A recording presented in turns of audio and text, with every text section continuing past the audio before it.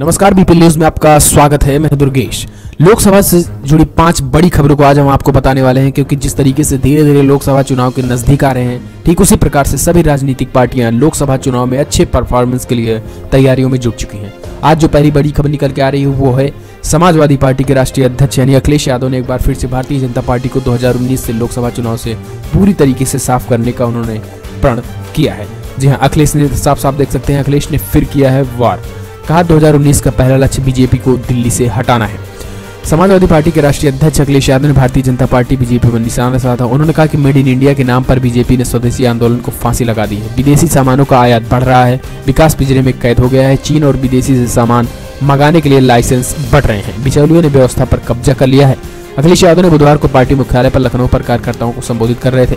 साफ साफ देख सकते हैं आप, उन्होंने कहा है कि मेट्रो रेल में छात्रों के लिए फ्री पास की व्यवस्था हो, सिंचाई, पढ़ाई और स्वास्थ्य की सुविधाएं हो, युवाओं को नौकरियां मिलनी चाहिए। समाजवादी पेंशन सबके लिए थी, बीजेपी सरकार में उसे सब खत्म कर दिया गया है। सपा मुखिया ने कहा कि सत्ता से बाहर जाते जाते बीजेपी को अपनी याद के प्रतीक के तौर पर एक जुमला पार्क बनाना चाहिए, क्योंकि यह बीजेपी की पहचान होगी। फिलहाल पहला लक्ष्य दिल्ली से बीजेपी को हटाने का है। सन 2019 में निर्णय का समय आ चुका है, ये कहना है समाजवादी पार्टी के राष्ट्रीय अध्यक्ष अखिलेश यादव का। जो दूसरी बड़ी खबर निकल के आया दोस्तों, प्रधानमंत्री मोदी के ऐलान किया है। जी हाँ, उड़ीसा के पूरी लोकसभा सीट से चुनाव लड़ सकते हैं प्रधानमंत्री मोदी।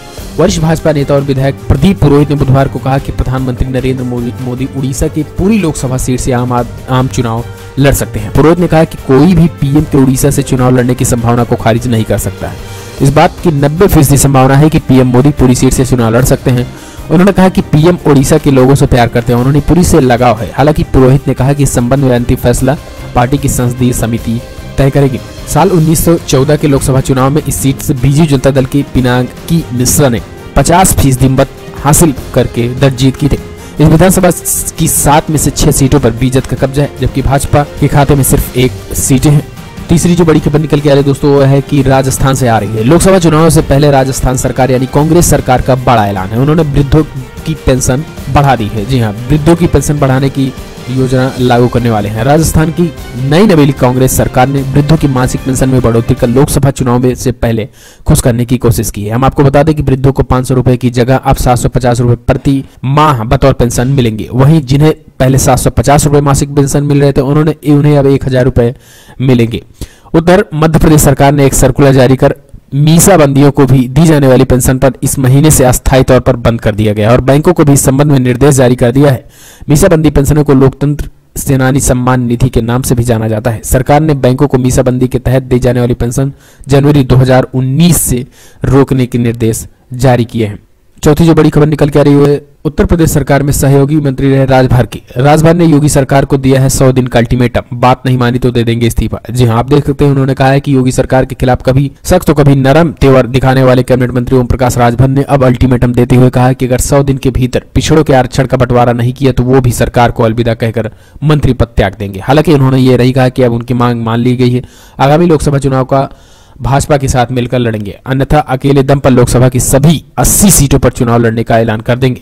भाजपा के प्रमुख सहयोगी दल सुहेलदेव भारतीय समाज पार्टी यानी सुभाषपा के राष्ट्रीय अध्यक्ष व योगी सरकार के कैबिनेट मंत्री ओम प्रकाश राजभर ने कहा कि भाजपा और सरकार में से मतभेद सिर्फ पिछड़ों के 27% आरक्षण के लेकर है।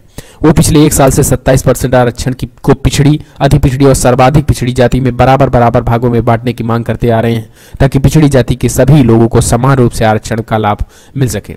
पांचवी जो बड़ी खबर निकल के आ रहा है दोस्तों, वो है मायावती यानी बहुजन समाज पार्टी को लेकर। उत्तर प्रदेश की राजनीति ने कारगर सिद्ध कर दी बसपा प्रमुख की धमकी। बसपा प्रमुख मायावती की धमकी के बाद मध्य प्रदेश राजस्थान सरकार के अप्रैल 2018 में SC/ST एक्ट को बदलाव के खिलाफ दलित संगठन के भारत बंद के दौरान दर्ज मुकदमे वापस लेने का ऐलान कर राजनीतिक विश्लेषकों का मानना है कि इस धमकी को कारगर सिद्ध करने के पीछे सबसे बड़ा कारण उत्तर प्रदेश की राजनीति है। आगामी लोकसभा चुनाव में यहां सपा बसपा गठबंधन के प्रबल आसार हैं और दोनों ही दल लगातार कांग्रेस गठबंधन से दूर रखने की बात कर रहे हैं। पिछली बार 80 से 71 सीटें जीतने वाली भाजपा अपने लिए सपा बसपा गठबंधन को ही बड़ी चुनौती मान रहे हैं। यानी हम कह सकते हैं जिस तरीके से मायावती का उत्तर प्रदेश की राजनीति में एक प्रभुत्व है, उसको लेकर कांग्रेस पार्टी बेजान नहीं है। इसी कारण राजस्थान और मध्य प्रदेश में जो दलितों पर SC/ST एक्ट में हुए हिंसा में जो बड़े मुकदमे भारतीय जनता पार्टी की सरकार में लादे गए थे, अब वो सारे कांग्रेस पार्टी द्वारा हटाए जा सकते हैं। फिलहाल 2019 यानी लोकसभा चुनाव से पहले जो 5 बड़ी खबर निकल के आ रही थी दोस्तों, वो आज हम आपको बताया। फिलहाल ऐसी खबरों के लिए आप हमारे चैनल को सब्सक्राइब करना ना भूलें। वीडियो पसंद आया तो लाइक करें, शेयर करें, कमेंट के माध्यम से अपनी राय देना ना भूलें।